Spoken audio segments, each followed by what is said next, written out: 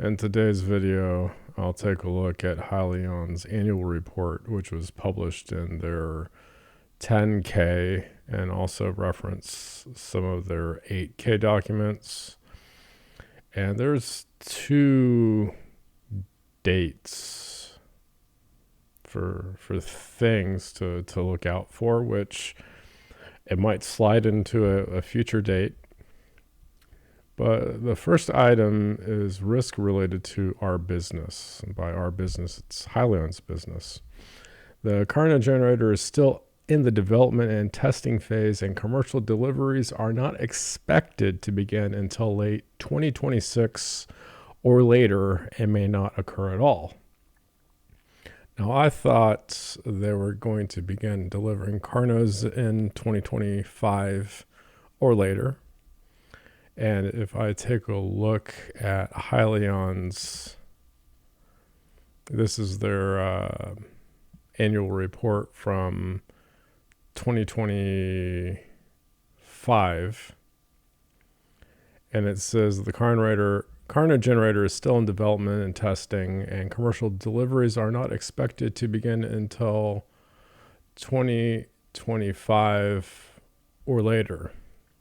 So all they just did is just change the 2025 to 2026. And again, these are forward-looking statements. So when they make a forward-looking statement, they're subject to change, and they don't have to adjust anything that's happened in the past. And what makes it a forward-looking statement is the word expected.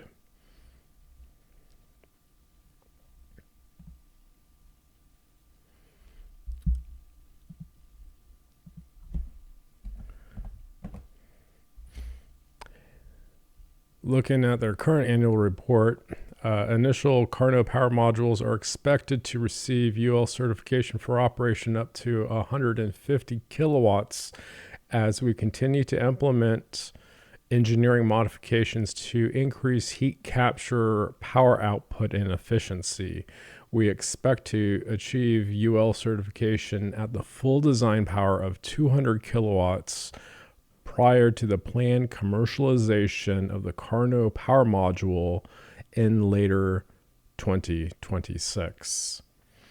So they're still working on developing it, and as of the annual report, they have it up to, they're doing the certification process for 150 kilowatts. And on their YouTube videos, they're advertising it or showcasing it as a 200 kilowatt power generator, which is 150 kilowatts is 75% of that value. Now, in the 8K that got published with the annual report, you kind of noticing some kind of shifting around. Instead of saying 150 kilowatts in here, it mentions HYLN successfully demonstrated 175 kilowatts of power generation during testing, reflecting ongoing progress toward Carno power module's full 200 kilowatt design power rating. And that's also something that Thomas reiterated in some of their YouTube videos, that it's like it's halfway between those, but it's still not up to the 200, to the full 200 kilowatts. But it's not as bad as 150 kilowatts, but still they can't really sell it. Well, actually, it's a crazy idea. They just changed the 200 kilowatt on the Carno generator and just change it to 150 kilowatts and just start shipping out those Carno power modules. It's a crazy idea, but they're not going to do that. They want to achieve the most power density, the highest power density as possible. And I'm sure that they're going to just keep burning through the R&D budget. And it could, I hope not, but it could stretch out that far, because I view like the cash that they have left as almost like the research and development budget, and the money that they the S3 that they published for a commercial launch, that's kind of like their commercial launch budget to but I'm kind of just speculating, and I could be wrong.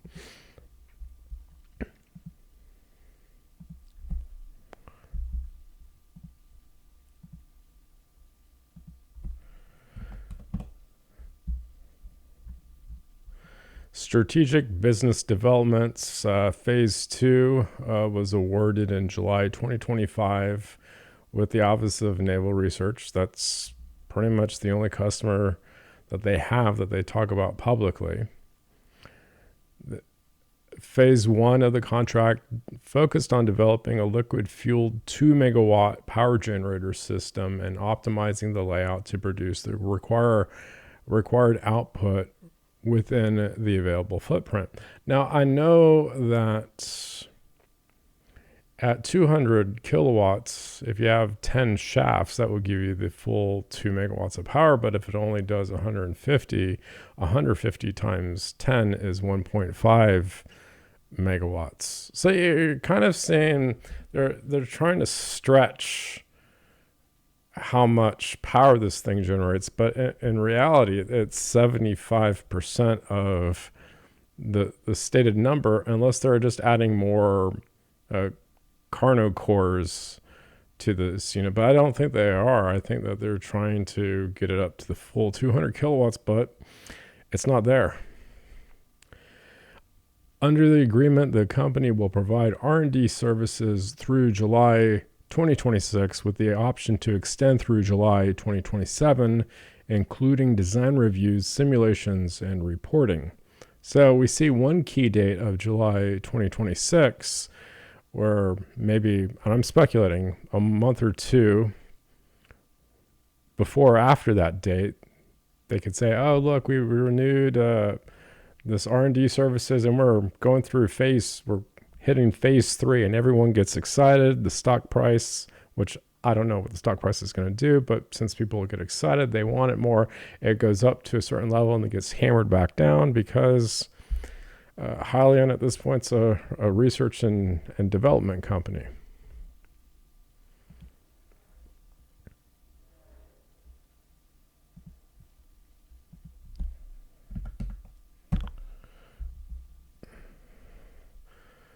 So let's see what they did in 2025. They delivered 2 early adopter customer units to the United States Navy, as well as 2 additional Carno power modules that we are using for internal testing and UL certification. Now, I recall Thomas saying that they were expected to, again, I have to use the word expected to deliver up to 10 Carno modules by the end of 2025. And if you take a look at the 8K from February 25th of 2025, and here it says commercial updates for the Carno. In early 2025, the company delivered the first early adopter customer units and plans. Plans is a forward-looking statement word, to deliver 10 units through approximately the middle of the year, followed by additional deliveries later in the year. Did they deliver 10 units? Well, let's check the annual report here. They delivered 2.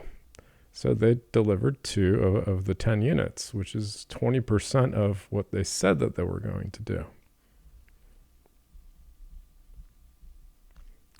Further design modifications to the regenerator and other components are now underway to enable even greater conversion of heat losses into higher power output and improved efficiency. So they're still working on developing this generator.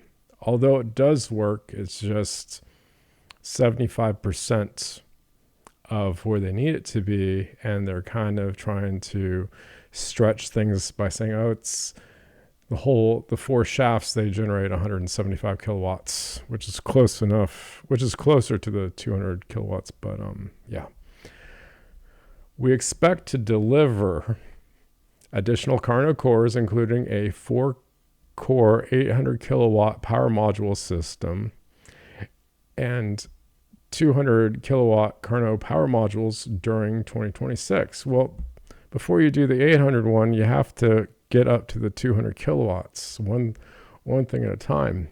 We will also expand testing to include long duration operation. And I've listened to this with Monroe's video, and there's an interview with Andreas and Healy. They're asking, has this thing run continuously for 100 days? And he just dodges the question, or kind of finesses trying to answer the question. But in here, long duration operation is in this list of to-do items: diesel fuel integration, simulation of ship motion, and the ability of the system to operate in extreme temperature environments. And I'm sure that those last items are requirements from the Office of Naval Research, but they still have more work to do. And I have a feeling it's going to take more than a year to do.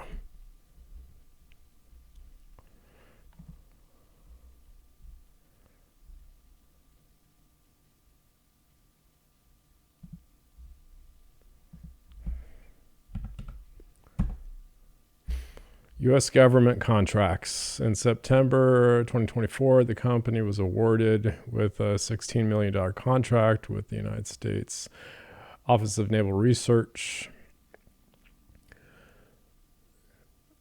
for the suitability of the Carno power module for its Navy ships and stationary power generation applications. Under the agreement, the company will provide services through February 2027, including delivery of up to 7 Carno cores. So sometime on or before February 27th, they could deliver 2 more Carno cores, 4 more Carno cores, 6 more Carno cores, or up to 7 Carno cores to the Office of Naval Research. And because initially they did the 2 Carno cores, which they have done, and then they have 7, and 2 plus 7 is equal to 9, and that's similar to the what was it? Plans to deliver 10 units through approximately the middle of the year. So it sounds like what they tried to do by the end of 2025, that's being stretched through February of 2027. But since they're still developing it, what are they just going to deliver 150 kilowatt Carno core units, 175 kilowatt Carno core units, or are they going to do the full 200 and have this all done by February 2027? I don't know. But February 2027 is another key date, and I have a feeling it may be less than 7, or they could choose to extend that date to a future time.